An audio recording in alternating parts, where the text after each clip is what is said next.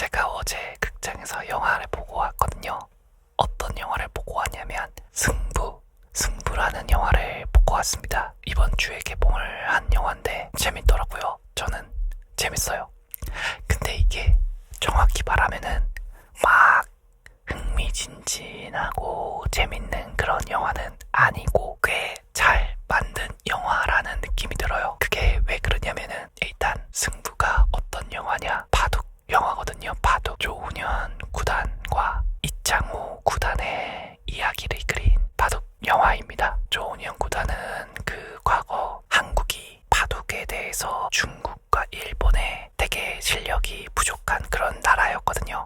근데 이 조훈현 구단이 일본에서 바둑을 배우고 한국에 돌아와가지고 한국 바둑을 진짜 엄청나게 키운 장본인이에요. 주인공이에요. 얼마만큼 키웠냐면은 중국은 한국인 대상으로 바둑도 안 두는 그런 시대였는데 변방의 작은 나라 취급을 했었거든요. 바둑에 대해서. 근데 조훈현 구단이 중국의 바둑 기사 영화 초반 시작할 때 나오는 게 중국으로 가가지고 그 바둑 대국을 한국 대표로 조훈현 구단이 중국으로 가서 중국 대표와 겨뤄가지고 바둑을 승리하고 돌아오면서 영화가 시작하거든요. 그게 진짜 큰 사건이라고 하더라고요. 저는 몰랐는데 그게 얼만큼 컸냐면 바둑이라는 게 그 시절 롤이잖아요. 그 시절 롤.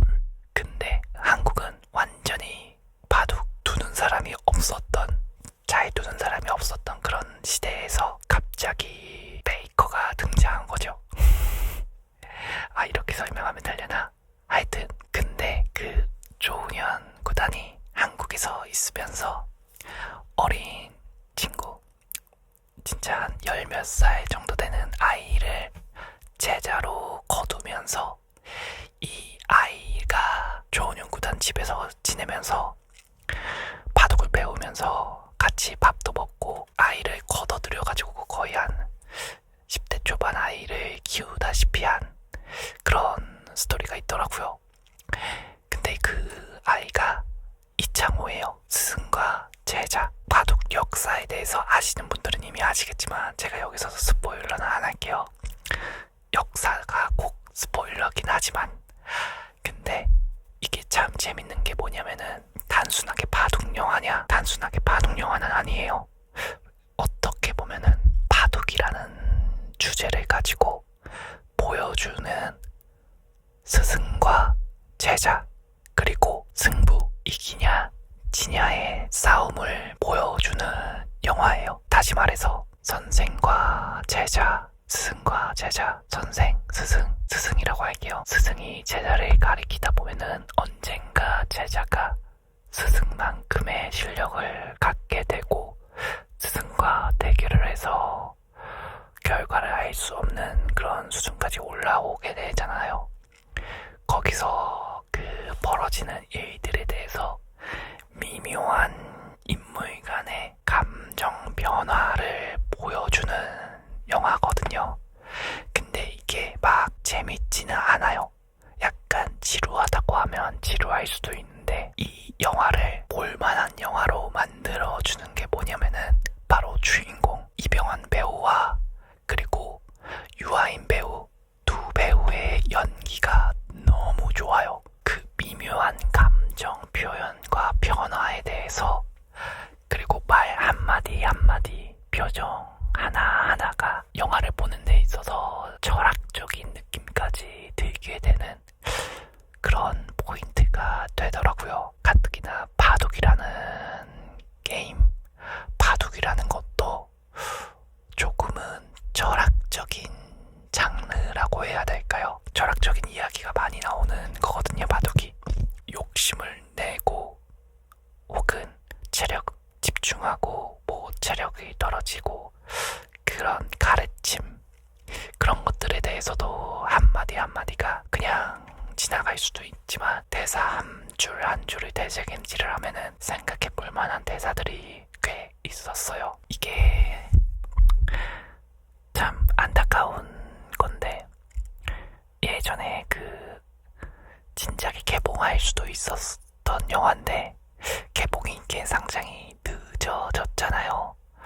뭐 코로나고 그리고 유아인 배우의 사건도 있어가지고 개봉이 연기가 됐는데, 근데 뭐 배우의 사건은 어쨌거나 영화는 영화로서 봐야 되니까 영화 자체가 뭐 망가지는 게 아니잖아요.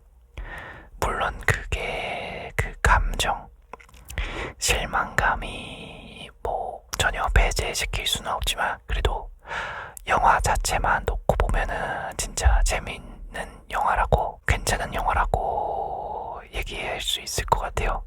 이게 또 넷플릭스에서 안 보고 극장에서 봤기 때문에 대사 하나하나에 조금 더 집중해서 봐서 더 재밌었던 것 같아요. 만약에 제가 이거를 넷플릭스에서 봤다라고 하면은 뭐 그냥 뭐 나쁘지 않았네 싶었는데 극장에서 봤기 때문에 괜찮은 영화가 됐던 것 같아요. 한번 이번 주말 혹은 다음 주에 저녁에 시간 되시면은 승부 한번 추천드려요. 바둑이라는 거가 진짜 철학적으로 생각해볼, 한 번쯤은 배워보고 싶은 느낌이 들게 되는 그런 기분이 드는 영화였어요. 특히나 유아인 배우의 감정 변화, 스승이 가리키는 바둑 그 방식이 자기 자신과 안 맞아서 갈등하는 그 고뇌, 그리고 자기의 길을 찾아가는 데 있어서 험난한 길, 그런 게 참 재미있었고요.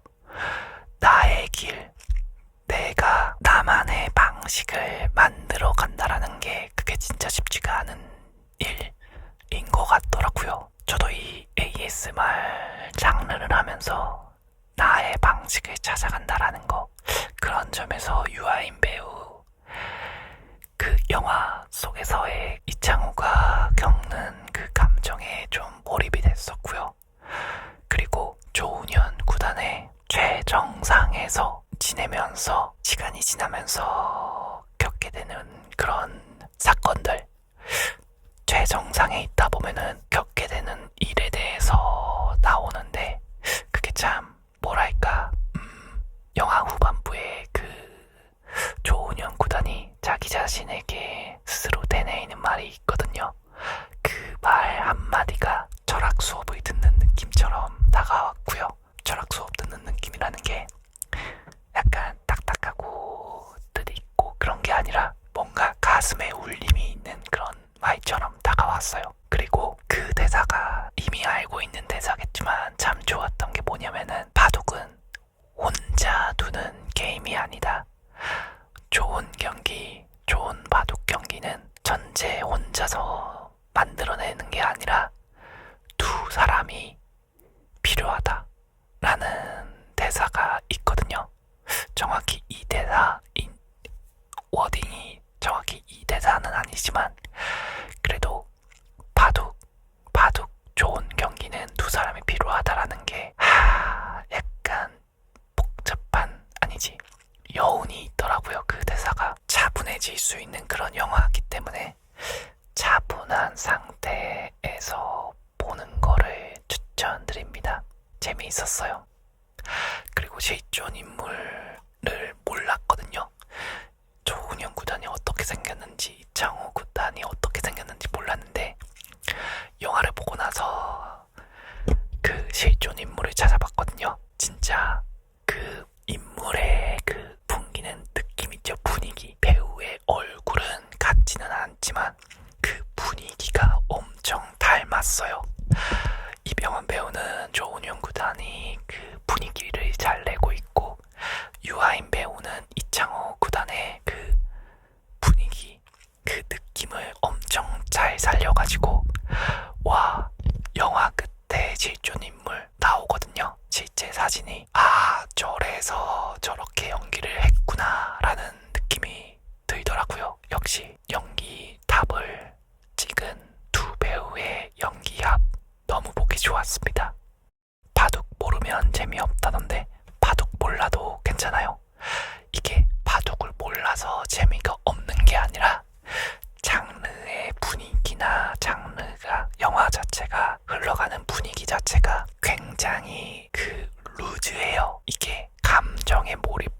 않으면은 재미가 없을 수도 있어요. 그러니까 이게 뭐냐면 슈츠를 보면서 느끼는 그런 재미 있죠. 입까지 떠먹여주는 그런 재미있는 영화는 아니에요. 영화 속에서 인물의 감정에 대해서 느껴야만이 재미를 느낄 수가 있는 조금은 오래 씹어 먹어야 단맛이 느껴지는 흰쌀밥처럼 그런 느낌의 영화랍니다. 사탕은 바로 넣으면은 달달하잖아요. 슈츠. 하지만 이 바둑 승부라는 영화는 흰쌀밥처럼 입에 넣고 오래 씹어야 단맛이 느껴지는 재미가 느껴지는 영화입니다. 이렇게 비교하는 게 맞나? 하여튼 제가 생각했을 때는 이런 느낌이었어요. 만약에 바둑을 몰라도 보는데 전혀 지장이 없거든요.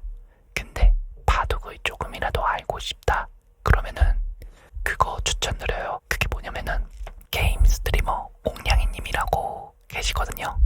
옥냥이님이 바둑 기초부터 배우는 게임을 한 영상이 있어요. 3시간 정도 되는데 바둑 영화를 보기 전에 승부 영화를 보기 전에 그거를 보는 거 안 봐도 돼요. 근데 승부라는 영화를 보고 바둑에 관심이 생기면은 옥냥이님의 바둑 배우는 게임 영상을 보시면은 재미있을 겁니다.